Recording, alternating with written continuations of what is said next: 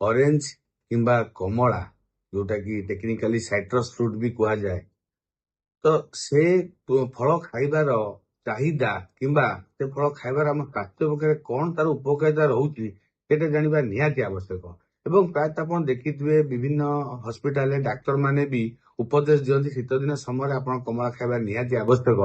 ତ ତାର ବହୁତ କିଛି କାରଣ ରହୁଛି।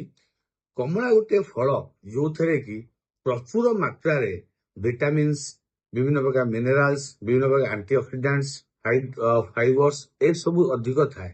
ଯଦି ଭିଟାମିନ୍ସ କଥା କହିବା, କମଳାରେ ଭିଟାମିନ ସି ଗୋଟିଏ ମୁଖ୍ୟ ଭିଟାମିନ ଆମ ଶରୀରର, ଯୋଉଟା କି ବହୁତ ଅଧିକ ମାତ୍ରାରେ ଥାଏ।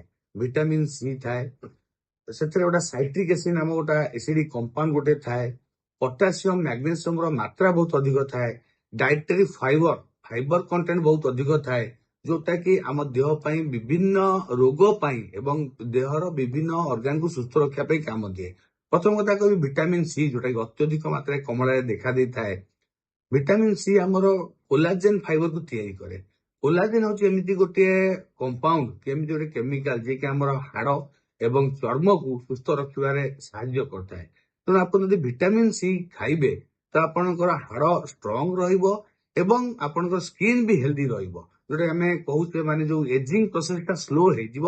ତେଣୁ ଭିଟାମିନ ସି ଗୋଟେ ଆଣ୍ଟି ଏଜିଂ ପ୍ରୋସେସ ଥାଏ।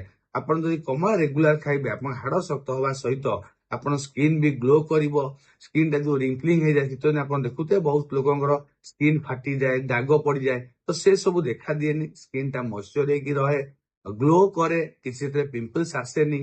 ତେଣୁ ଏସବୁ ଜିନିଷ ହଉଛି ଗୋଟେ କମଳା ଥିବା ଭିଟାମିନ ସି ର ଗୋଟେ ମୁଖ୍ୟ ଜିନିଷ କିମ୍ବା ତାର ମୁଖ୍ୟ ଉପକାରିତା। ତା ଛଡା ଭିଟାମିନ ସି ଗୋଟେ କଣ ଏମିତି ଗୋଟେ ଭିଟାମିନ ଯୋଉଥିରେ ବହୁତ ମାତ୍ରାରେ ଆଣ୍ଟି ଅକ୍ସିଡାଣ୍ଟ ପ୍ରପର୍ଟି ଥାଏ ଏବଂ କିଛିଟା ଆଣ୍ଟି ଅକ୍ସିଡାଣ୍ଟ ମଲିକ୍ୟୁଲ ବି ଥାଏ କମଳା ଖାଇବା ଦ୍ୱାରା, ଯୋଉଟା କି କଣ ହୁଏ ନା ଆମ ଦେହରେ ଆଣ୍ଟି ଇନଫ୍ଲାମେଟରୀ ପ୍ରପର୍ଟି ଟାକୁ ବଢେଇଥାଏ।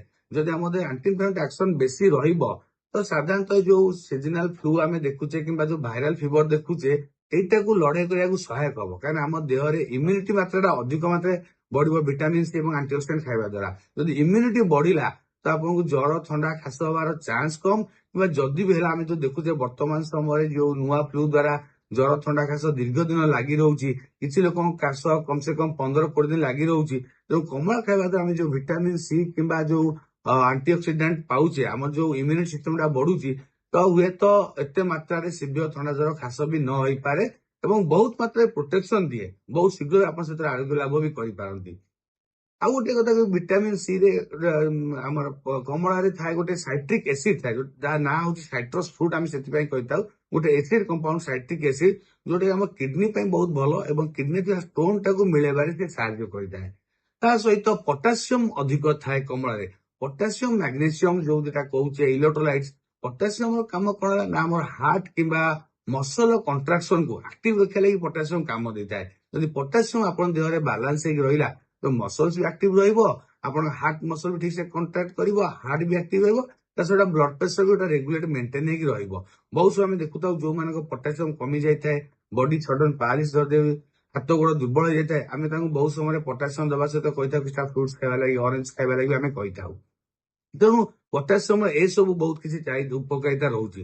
ଏବଂ ମୁଖ୍ୟରେ ଶେଷରେ ମୁଁ ଗୋଟେ କଥା କହିବି ଯେ କମଳା ଖାଇବା ଦ୍ୱାରା ସେଥିରେ ଯୋଉ ହାଇ ଫାଇବର କଣ୍ଟେଣ୍ଟ ରହୁଛି, ହାଇ ଫାଇବର କଣ ହୋଇଥାଏ ନା ଆମ ଡାଇଜେସନକୁ ଭଲ କରିଥାଏ, ସକାଳୁ ଝାଡା କ୍ଲିୟର ହେଇଥାଏ, ପେଟ ସଫା ରହେ, ବିଭିନ୍ନ ପ୍ରକାର ଆମର ଡାଇଜେସନ ପ୍ରକ୍ରିୟା କିମ୍ବା ଗ୍ୟାସ ସିଷ୍ଟମ ଟାକୁ ବି ଆମର ବାଲାନ୍ସ ରଖିଥାଏ, ବେଶୀ ଏସିଡିଟି ହୁଏ ନାହିଁ। ତା ସହିତ ହାଇ ଫାଇବର ଡାଏଟ ଖାଇବା ଦ୍ୱାରା ଆମର ଖରାପ କୋଲେଷ୍ଟ୍ରଲ ମାତ୍ରା କମି ଯାଇଥାଏ, ଭଲ କୋଲେଷ୍ଟ୍ରଲ ମାତ୍ରା ଭଲ ଆସେ। ତ କୋଲେଷ୍ଟ୍ରଲକୁ ନିୟନ୍ତ୍ରଣ କରିବାରେ, ଡାଇବେଟିସ୍ କି ନିୟନ୍ତ୍ରଣ କରିବାରେ କୋଉଠି ନା କୋଉଠି ହାଇ ଫାଇବର ଡାଏଟ ନିହାତି ଆବଶ୍ୟକ।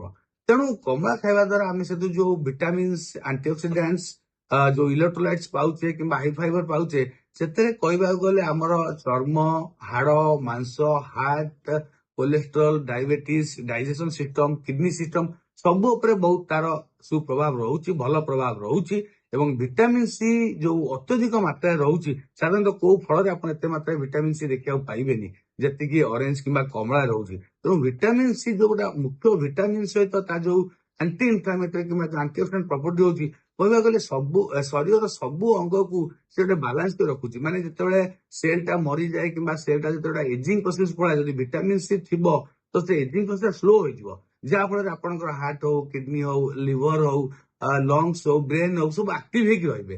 ତ ନିହାତି ଭାବରେ ମୁଁ ତ ଉପଦେଶ ଦେବି ଶୀତ ସମୟରେ କମଳା ଖାଇଲେ, ଏବଂ କମଳାଟା ଗୋଟେ ଆମର ଭଲ ଫ୍ରୁଟ, ନିହାତି ଭାବରେ ଖାଇବା ଆବଶ୍ୟକ। ଯୋଉମାନଙ୍କ ସ୍ପେସିଆଲି ଯୋଉମାନଙ୍କର ମାନେ ସ୍କିନ୍ ପ୍ରୋବ୍ଲେମ କିମ୍ବା ଯୋଉମାନଙ୍କର ହାର୍ଟ ପ୍ରୋବ୍ଲେମ ରହୁଛି, ଡାଇଜେସନ ପ୍ରୋବ୍ଲେମ ରହୁଛି, ବୋନ ପ୍ରୋବ୍ଲେମ, ସେମାନଙ୍କ କ୍ଷେତ୍ରରେ ଯୋଉମାନଙ୍କୁ ଭିଟାମିନ ସି ର ଅତ୍ୟଧିକ ଆବଶ୍ୟକତା ପଡୁଛି, ମେଡିସିନ ଖାଇବା ସହିତ ଯଦି ଆପଣ କମଳା ଖାଇବେ ତା ଦେହ ପାଇଁ ନିହାତି ଭଲ ଉପକାରିତା ରହିବ।